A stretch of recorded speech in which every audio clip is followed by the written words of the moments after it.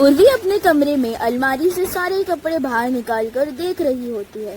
उर्वी को एक भी कपड़े पसंद नहीं आ रहे होते और तभी उर्वी कहती, क्या रे उर्वी, तेरे पास एक ढंग के कपड़े नहीं है?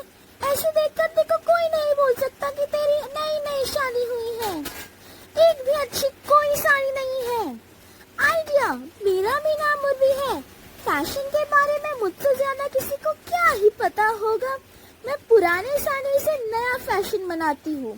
वह इतना बोलकर अपनी साड़ी निकालती है और उस साड़ी के पल्लू को काट देती और एक नई डिजाइन बनाती है। उर्वी वही साड़ी पहनकर तैयार होने वाली होती है। उर्वी बहुत खुश होती है कि वो एक नया डिजाइन बना रही होती है और अपने कमरे से वो तैयार होकर बाहर आ जाती। उर्वी को ऐसा देखकर उसकी सास सरोज हैरान हो जाती और कहती है कि बहू, ये क्या है? चूहे ने तेरी सारी साड़ी कुतर डाली और फिर भी तू यही साड़ी पहनकर आ गई। तेरे पास साड़ी की कमी है क्या? अगर कमी है तो मुझे बता दे, मैं तुझे नई साड़ी दिला दूंगी। बस ये मत पहन, समझी तू? माँ जी, ये चूहे ने नहीं कुतरा, मैंने 2 घंटे बैठकर मेहनत से ये वाला डिजाइन बनाया है और आप बोल रही हो कि चूहे ने कुतर दिया। माँ जी, आपको तो कोई सेंस ही नहीं है फैशन का। बहू, अगर यही फैशन होता है तो बहुत अच्छी बात है कि मुझे कोई सेंस नहीं है फैशन का। जाकर ये साड़ी निकाल दे। बहुत ही बकवास लग रही है, ना तन ढक रहा है और ना ही सर ढक सकता है। नहीं माँ जी, मैं नहीं बदल रही। इतनी तो अच्छी लग रही है ये साड़ी और आप बोल रही हो कि मैं बदल लूं। माँ जी, आपको नहीं पता, मेरे जैसे फैशन के लिए लोग मरते हैं। बहू, मैं प्यार से समझा रही हूँ कि ये गंदी सी साड़ी निकाल कर रख दे। तो क्यों पूरे मोहल्ले में मेरी नाक कटवाना चाहती है? तुझे तेरी हंसती हुई सास अच्छी नहीं लगती क्या? माँ जी, आपको भी क्या, आपकी हंसती हुई बहू अच्छी नहीं लग रही? शादी के बाद आज जाकर मैंने अपने स्टाइल किए हुए कपड़े पहने हैं और आप उसमें भी मना कर रही हैं। माँ जी, ये तो नहीं हो सकता। बहू, ये सब ना टीवी में ही अच्छा लगता है, लेकिन असल जिंदगी में लोग तुझे ऐसे देखेंगे और मुझे अपनी बहू का मजाक बनवाने का कोई शौक नहीं है। माँ जी, हर किसी इंसान की आपके जैसी सोच नहीं होती। आपको तो मजाक लग रहा है ना। इतना कहकर उर्वी वहाँ से चले जाती। सरोज उसे समझाती पर उसे कुछ समझ नहीं आता। वो अपनी सास पर ही मुंह पर बोल के चले जाती और ऐसे ही वो रोज करती। दिन बीतता जाता और वो करते जाती। अतरंगी कपड़े पहनती रहती और बाजू वाले के ताने सुनती रहती, फिर भी उसे कोई फर्क नहीं पड़ता। बेचारी को सास को सुनना पड़ता सारे ताने। और ऐसे धीरे धीरे करके टाइम बीतता गया, कुछ दिन बीत गए, फिर भी उसका अतरंगी कपड़ा पहनना छूटा नहीं। वो रोज अतरंगी कपड़े पहनती, कभी सैंडल पे सूट, कुछ और ऐसा देखकर उसकी माला उसकी नेबर आ जाती। अरे सरोज, तेरी बहू को उर्फी जावेद बनने का ज्यादा ही शौक है क्या? भरे बाजार में फोटो शूट करवा रही है। Photo shoot? कैसा फोटो शूट हो रहा है? मैं कुछ समझी नहीं। और ये उर्फी जावेद कौन है? मेरी बहू ना उर्फी नहीं बल्कि उर्वी है। तो क्या अब मेरी बहू का नाम भी भूल गई है? अरे मैं तेरी बहू का नाम नहीं भूली हूँ, लेकिन उसकी हरकतें देखकर उर्वी कम और उर्फी ज्यादा लग रही है। तुझे पता भी है लोग कैसे उसे पलट पलट कर देख रहे थे। मुझे तो उसे देखकर ही शर्म आ गई। तू पहेली मत बुझा और साफ साफ बता, हुआ क्या है? मुझे कुछ भी समझ नहीं आ रहा है। तेरी बहू बाजार में अतरंगी से कपड़े पहनकर घूम रही थी और ऐसे कपड़े में उसे लोग कितनी गंदी नजर से देख रहे थे। अब तू ही बता, तेरे घर की बहू है, ऐसे शोभा देता है क्या उसे? मैं तो इस बारे में अपनी बहू को कितना समझा चुकी हूँ, लेकिन वो मेरी बात सुनती ही कहाँ है। वो सुनती नहीं है तो क्या अब उसे कुछ बोलेगी ही नहीं? अरे मैं बोल रही हूँ, तू उसे प्यार से ना सही लेकिन गुस्से से समझा दे। कम से कम उसे थोड़ी बहुत अकल तो आए। ठीक है, यही करती हूँ। आने दे उसे एक बार घर। बस तेरी वजह से मुझे बाहर के लोगों के ताने सुनने को मिल रहे हैं। तुझमें तो जरा भी शर्म नहीं बची। तुझे पता भी है तेरे पीठ पीछे लोग तुझे क्या बोलते हैं?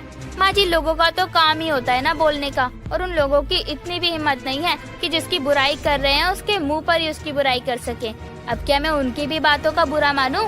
बहू, तो शादीशुदा है, तुझे अपनी गृहस्थी पर ध्यान देना चाहिए, ना कि ये कटे फटे कपड़े पहनने चाहिए।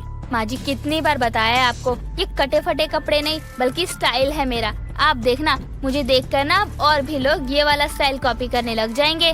हाँ, जैसे तूने खुद उर्फी जावेद का स्टाइल कॉपी किया है, अब वैसे ही लोग तेरा स्टाइल कॉपी करेंगे। बस यही सिखा पढ़ाई लिखाई की भी बातें सिखाई जा सकती है लोगों को, लेकिन उनमें तो तुझे शर्म आती है ना। माँ जी शर्म तो मुझे आती ही नहीं है, ये शर्म शब्द मेरे लिए बना ही नहीं है। और आप उर्फी जावेद की बात कर रही हो। माँ जी वो तो फैशन आइकॉन है, मुझे तो बहुत पसंद है उर्फी जावेद। बहू अगर तुझे उर्फी जावेद बनने का इतना ही शौक है तो एक काम कर, अपना बोरिया बिस्तरा बांध और अपने मायके चली जा। वहाँ तुझे जो बनना है बन जाइयो, वहाँ कोई रोक टोक नहीं होगी तुझे। माँ जी मैं यहाँ शादी करके आई हूँ, ये मेरा घर है और मेरा जो मन होगा मैं वही करूँगी। आप मुझे ना ही इस घर से निकाल सकती हो और ना ही अब आगे ऐसी धमकी देना। उर्वी इतना कहती और वहाँ से चले जाती। सरोज की बात जरा नहीं मानती। सरोज मनी मन सोच ली थी अब तो पानी सर के ऊपर से जा चुका है, ये जरा भी सुनने के लायक नहीं है।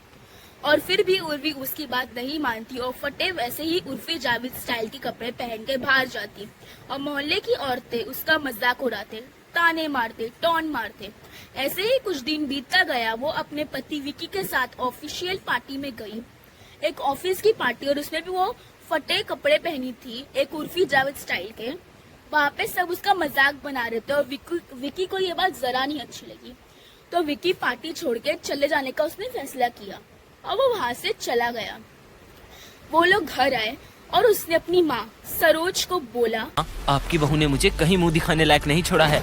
पता है मेरे ऑफिस की पार्टी में ऐसे बनकर आ गई थी, अब बताओ लोग मजाक बनाएंगे ही ना।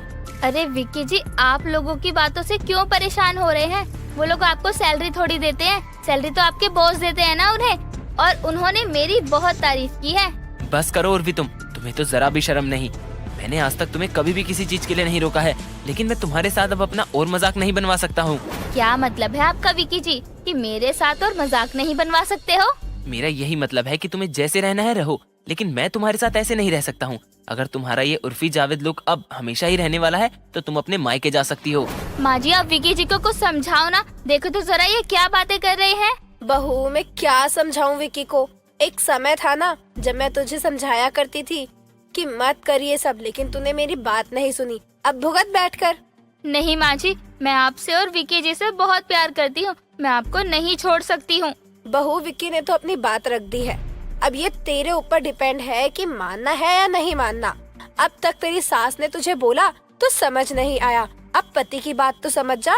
हाँ माँ जी मैं समझ गई, अब मैं आपकी बात से सहमत हूँ। मैं अब कोई स्टाइल करने वाली नहीं हूँ, सिंपल सादे कपड़े ही पहनूंगी, लेकिन मैं आपके साथ ही रहूंगी इस घर में।